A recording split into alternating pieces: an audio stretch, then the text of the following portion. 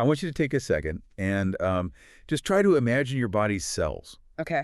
And like if you were picturing those static microscopic water balloons from, your high school biology textbook, I really need you to completely throw that image out the window. Yeah, that diagram it's pretty outdated. Right. Instead, try to imagine your cells as these bustling, intensely overcrowded, hyper-industrialized megacities.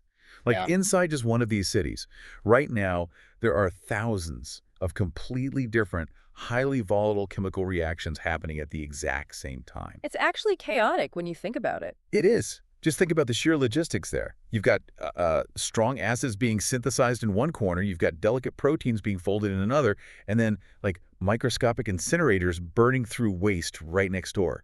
How on earth does the cell not just, I don't know, explode or turn into a puddle of toxic mush? It is honestly a minor miracle of biological engineering. I mean, if all those reactions were just floating freely in the cellular fluid, they would constantly interfere with each other. The whole system would just collapse in seconds. Right. So to prevent that, the cell relies on this deeply intricate system of internal boundaries. Exploring those boundaries is exactly the core mission of today's deep dive. We are looking at the source material on organelles. These are the discrete, highly specialized structures operating inside your cells. Yeah, and the name actually translates literally to little organs because they do for the cell exactly what your actual organs do for your whole body. Okay, let's unpack this. If we look at the classic gold standard textbook definition from the sources, to be an official organelle, a structure essentially needs to meet two criteria. Right, the big two. Yeah. First, it has to have a distinct, dedicated function. And second, it must be completely separated from the rest of the cytoplasm by its very own lipid membrane. It needs a physical wall. Yeah, and the concept of that wall seems super obvious to us now, but the historical timeline of discovering them is, frankly, fascinating. Like Robert Hooke famously coined the term cell way back in 1665. 1665. Yeah, but he was just looking at dead cork tissue under this really early primitive microscope. He was essentially just looking at the empty walls of a ghost town. Wow. It actually wasn't until 1831 that a Scottish botanist named Robert Brown identified the very first organelle. He was examining orchid cells and noticed this dense, distinct structure inside, which he named the nucleus. I'm always amazed by that specific timeline in the research. I mean, from 1665 to 1831, that is over 160 years of dead air. Just waiting. Literally. It is like humanity spent a century and a half staring at the outside brick walls of a massive factory, knowing things were happening inside, but having absolutely no idea what the machines on the factory floor actually look like. We simply didn't have the tools to look through the windows. The machines, the organelles, they are mostly smaller than the wavelength of visible light. So standard light microscopes were never, ever going to reveal their internal architecture. We needed two major technological leaps to finally map the interior. And the first one was the silver stain. Right, exactly. In 1898, the Italian scientist Camillo Golgi invented this revolutionary silver staining technique. By soaking cells in silver nitrate, he could make specific internal structures turn black against a yellow background. Which is so clever. It really was. This allowed him to describe a cellular structure that we now call the Golgi apparatus. He actually won the 1906 Nobel Prize for that stain. Which, as a quick dramatic aside from the sources, he shared with Santiago Ramon y Cajal. And Cajal used Golgi's own staining method to argue completely against Golgi's theories about the nervous system. Oh, yeah. You just have to love the intense rivalries in early science. The rivalries were wild, but the truly decisive leap, the one that finally blew the doors off the factory, was the invention of the electron microscope in the 1930s. Because it doesn't use light at all. Right. Instead of using a beam of light, it uses a beam of electrons, which have a much shorter wavelength that allows for vastly higher resolution. So by the 1940s and 50s, scientists at the Rockefeller Institute, specifically Albert Claude, Keith Porter, and George Palade, used these new electron microscopes to finally map the cell's interior. They actually got to see the machines. They did. They saw the folded sheets of the endoplasmic reticulum, the double membranes of mitochondria, and for that mapping, they won the 1974 Nobel Prize. Okay, so humanity finally gets to see the machines. But transitioning from just, taking pictures of them to actually understanding how they operate, that requires us to look at the absolute first principle of organelle biology, which is compartmentalization allows specialization. You really cannot have one without the other. Yeah. The biochemical reactions required to sustain life, they often need entirely contradictory environments. Like, a chemical process that requires a highly acidic environment simply cannot happen in the exact same space as a process that requires a neutral environment. To put it in everyday terms, it is like having a blowtorch and a massive powder keg in the exact same room. A terrible idea. Exactly. You have to build a highly reinforced wall between them, or they will destroy each other and take you down with them. Organelles provide those crucial walls. And we see this principle flawlessly executed in the cell's main assembly line. You mentioned the endoplasmic reticulum earlier, the ER, and the Golgi apparatus. This is a highly coordinated sequential production system. Right, there are two parts to the ER. Yeah, so you have the rough ER, which is studded with these tiny molecular machines called ribosomes. That makes it look bumpy or rough under a microscope. This is where proteins are physically built and folded into their complex 3D shapes. And then right next to it is the smooth ER. Exactly. The smooth ER lacks ribosomes, so it doesn't make proteins. Instead, it handles lipid synthesis and, crucially, it detoxifies harmful chemicals. I found a great detail in the notes about the smooth ER. Because its job is to process toxins, the cells in your liver, the organ responsible for processing drugs and alcohol, they are absolutely packed with smooth ER. It makes total sense. Yeah, it's a structural adaptation. The cell literally builds more factory floor space for the specific job it needs to do. And the logistics of this factory are just remarkable. Once a protein is built in the rough ER, it doesn't just float away randomly into the cellular fluid. Right, it has to go somewhere specific. Exactly. It gets packaged into a tiny membrane bubble called a vesicle and shipped directly to the Golgi apparatus. Yeah. The Golgi acts as like a cellular postal sorting facility. Okay, so it preps it for shipping. Yeah, it chemically modifies the incoming proteins. Often it adds specific sugar tags in a process called glycosylation. And those sugar tags act like zip codes, telling the cell exactly where that protein needs to be shipped. Whether that's inside the cell or secreted completely outside of it. Precisely. But wait, what happens when the factory makes a mistake? I mean, if you are churning out thousands of complex proteins a minute, some of them are going to sold incorrectly. Does the cell have, like, a quality control department? It has a ruthless one. If proteins misfold in the endoplasmic reticulum, it triggers a cellular alarm system called the unfolded protein response. The unfolded protein response. Yeah. The cell halts normal production and ramps up the creation of special proteins called chaperones to try and fix the backlog. But if the mess is too severe and the proteins remain tangled, the cell doesn't just push out broken, potentially dangerous machinery. It initiates apoptosis. Exactly. It triggers its own controlled death. The cell systematically dismantles itself to protect the surrounding tissue. It falls on its sword for the good of the broader megacity. That's exactly it. So what does this all mean?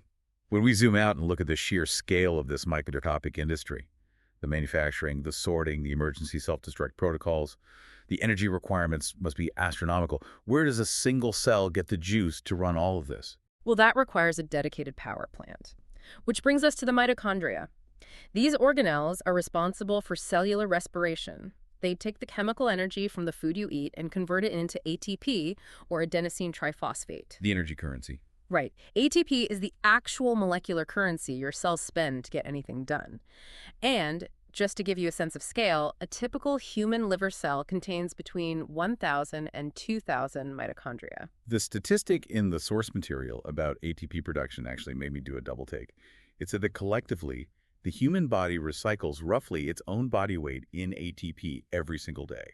It's an astonishing volume of energy conversion. Like your literal body weight in energy molecules. Yeah, but we should probably correct a very common misconception here. Because textbook diagrams usually show a cell with exactly 3 or 4 little bean-shaped mitochondria, people assume every cell has a standard fixed number, like it's a blueprint. Oh, sure. But mitochondrial count is entirely dynamic. Structure follows function.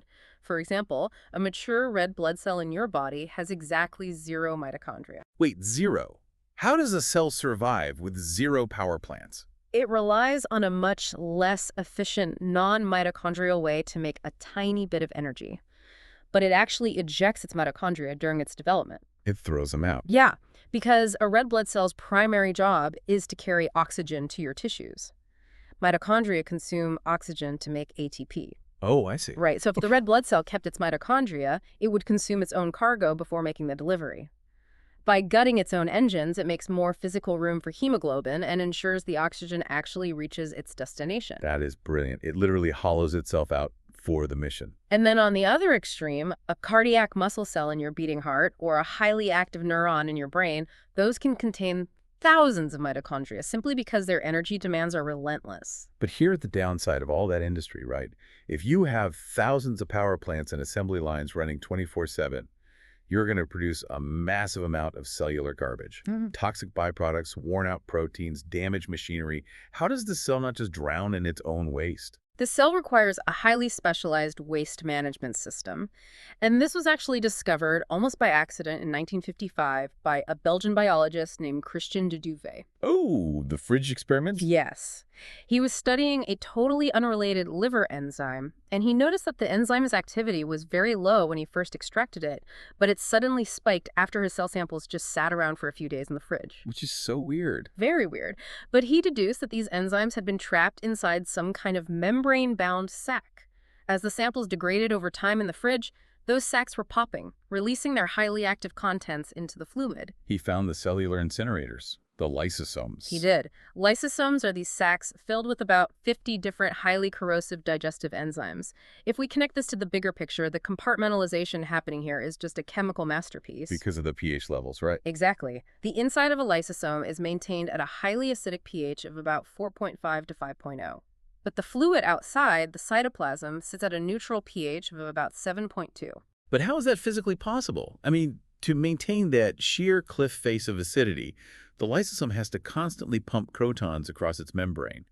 Why doesn't that incredibly strong acid just eat right through the pump or, digest the membrane holding it? It's an amazing structural defense. The proteins that make up the inner lining of the lysosome's membrane are heavily glycosylated, meaning they are coated in a dense forest of sugar molecules. Sugar molecules. Yeah. This sugar coating acts as a physical shield, preventing the digestive enzymes from chewing through the lysosome's own walls. It is a perfect example of compartmentalization working at the molecular level. Which totally explains why de Duve famously gave them the somewhat terrifying nickname suicide bags. Yeah, it's a grim name. But accurate, because if those proton pumps fail, or the membrane is somehow ruptured, that protective sugar shield doesn't matter anymore. The highly acidic cocktail spills out into the neutral cytoplasm and literally digests the cell from the inside out. The stakes are incredibly high. These membranes aren't just like polite suggestions for cellular organization. They are holding back mutually assured destruction. Here's where it gets really interesting, though. We've established how complex and essential these structures are. But looking at the evolutionary timeline in our sources, how did these incredibly sophisticated membrane-bound machines get inside our cells in the first place? That is the big question. Because it seems like an impossible leap to go from a simple soup of chemicals to a highly compartmentalized factory. And it prompted one of the wildest debates in the history of biology. The answer lies in the endosymbiotic theory. The endosymbiotic theory. Right.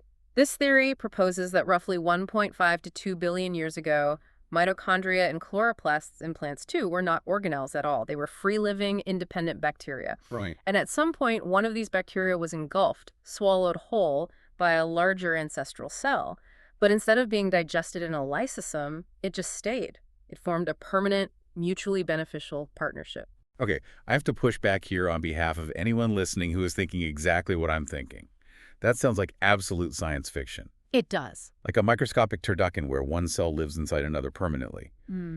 Did the scientific community just accept this narrative? Oh, they absolutely hated it. Early versions of this idea were proposed in the early 1900s and were entirely dismissed. You have to understand the paradigm of the time. Right. The prevailing neo-Darwinian view was that evolution happens strictly through gradual, step-by-step genetic mutations. The idea that a massive evolutionary leap could happen suddenly, through the merging of two completely different organisms, that felt like heresy. So how did it ever become accepted fact? The theory was ultimately rescued and relentlessly championed by a biologist named Lynn Margulis in 1967. She compiled extensive structural and behavioral evidence to make her case. But the dogma was so entrenched that her landmark paper proposing this was reportedly rejected by around 15 different academic journals before finally being published. 15 rejections. Yeah, she faced intense professional ridicule for years. But I read in the sources that she was completely vindicated by DNA evidence. Hmm. And this actually debunks a huge misconception a lot of us carry around. Yes, the DNA. Because we are taught in school that all of our DNA is lost away safely inside the nucleus. But it isn't. Because mitochondria used to be independent bacteria, they still have their own completely separate DNA. It was the exact smoking gun Margulis needed. Mitochondrial DNA is a circular loop, just like bacterial DNA, which is totally different from the linear chromosomes in your nucleus. That's wild. They even have their own ribosomes that look more like bacterial ribosomes, and they divide on their own schedule independently of the larger cell. And the craziest part is how we inherit it. That independent mitochondrial DNA comes almost exclusively from the mother, because the mitochondria in the sperm are typically destroyed right after fertilization. Exactly. This is the entire basis for geneticists tracing maternal lineages back thousands of years to, like, mitochondrial Eve. What's fascinating here is that the story of Lynn Margulis and endosymbiosis is the perfect teaching case for how science works. It shows how the field can self-correct, even against deep-seated bias, when an initially unpopular idea is finally backed up by better tools and undeniable molecular evidence. It really is a triumph of evidence over dogma. But speaking of dogma, the sources point out that even today, the fundamental textbook definitions are still being challenged. No. For decades, the absolute golden rule was an organelle must have a lipid membrane, period. But in the early 2000s, that rule sort of broke? It requires us to completely rethink cellular geography. Scientists started documenting what they now call membraneless organelles. Brainless. Yeah, these include structures like the nucleolus inside the nucleus or stress granules in the cytoplasm. They serve distinct, dedicated functions, just like a mitochondria or a lysosome, but they don't have a lipid wall at all. So without a wall, how do they stay separated from the rest of the cellular soup? It's all about physics. Right, the sources describe it using this physics concept called liquid phase separation. Think about it like a bottle of oil and vinegar salad dressing. Perfect analogy. You shake it up, and the oil forms these distinct spherical droplets that float around in the water. They're physically separated from the water around them, not by a bag or a wall, but just by their own physical properties and molecular affinities. Exactly. These membraneless organelles are essentially microscopic droplets of highly concentrated proteins and RNA, acting as distinct compartments without needing a physical membrane. But this raises an important question. Why does the semantics debate over the word organelle actually matter? Like, why do we care if a floating droplet of RNA is classified the same way as a mitochondria? I would assume it's because understanding exactly how these structures function is the only way we can fix them when they break. That is the crucial point. Organelle malfunction is at the absolute center of modern medicine. When these membraneless organelles, these delicate liquid droplets, misbehave, the consequences are severe. What happens to them? Sometimes, due to genetic mutations or cellular stress, they transition from a fluid, liquid droplet into a solid, rigid structure. They become a toxic protein aggregate. Oh, wow. And this exact physical misregulation is now heavily linked to devastating neurodegenerative diseases like ALS and Alzheimer's.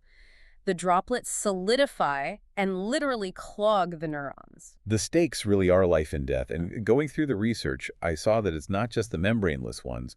Look at the lysosomes, our cellular incinerators. Right. What happens if you were born with a mutation where you were missing just one single specific digestive enzyme inside your lysosomes? The garbage piles up. Exactly. The undigested waste just piles up inside the sacs until they swell and choke the cell. This causes lysosomal storage disorders like Tay-Sachs disease, which are tragically often fatal in early childhood. And in the realm of oncology, researchers are actually weaponizing this knowledge. Many modern chemotherapy drugs work by deliberately targeting the organelles of cancer cells. Yeah.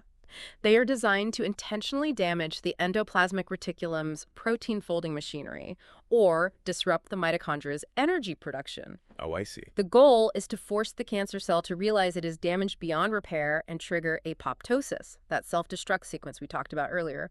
We are using the cell's own quality control mechanisms against the cancer. That is incredible. I also noticed a massive shift in reproductive medicine regarding mitochondria. Because mitochondria have their own DNA, mutations there can cause severe inherited metabolic diseases, right? Yes, very severe. Well, since 2015, a technique called mitochondrial replacement therapy was legally approved in the UK.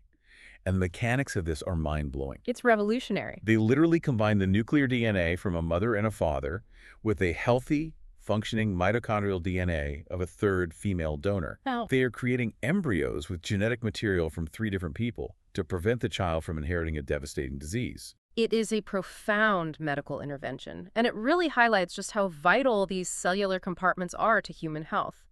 When we understand the mechanics of these little organs, we gain the ability to intervene at the most fundamental levels of life. So to bring it all back home, organelles are not just static, boring, two-dimensional blobs on a faded textbook diagram. They are dynamic, fiercely debated, highly specialized machines. They really are. They're the engines, the postal workers, the incinerators, and sometimes the tragic flaws of the trillions of microscopic megacities that make you, you. I want to leave you with one final, slightly mind-bending thought from the research to mull over, though. Okay, lay it on me. For a century, we have been taught that having organelles is the fundamental dividing line between complex life eukaryotes like us and plants and fungi and simple life, the prokaryotes like bacteria. Right, bacteria aren't supposed to have compartments. Exactly. But recently, scientists have discovered what they call bacterial microcompartments. What are those? These are tiny, complex protein shells inside bacteria that act as isolated workshops, concentrating enzymes so they don't mix with the rest of the bacterial cell. Wow. They aren't made of lipids, so they aren't traditional organelles, but the core principle of compartmentalization is exactly the same. That's fascinating. Which leaves us with this question. If even the simplest bacteria are building their own specialized workshops, are the absolute boundaries we draw around the tree of life really as strict as we think they are? Or is nature just constantly finding a way to blur the lines? I love that. It totally upends the neat little boxes we try to put life into. Well, thank you so much for joining us on this deep dive. The next time you take a breath, or flex a muscle, or literally just exist, I hope you take a second to think differently about those trillions of bustling, overcrowded megacities operating inside you right now, keeping the lights on. Catch you next time.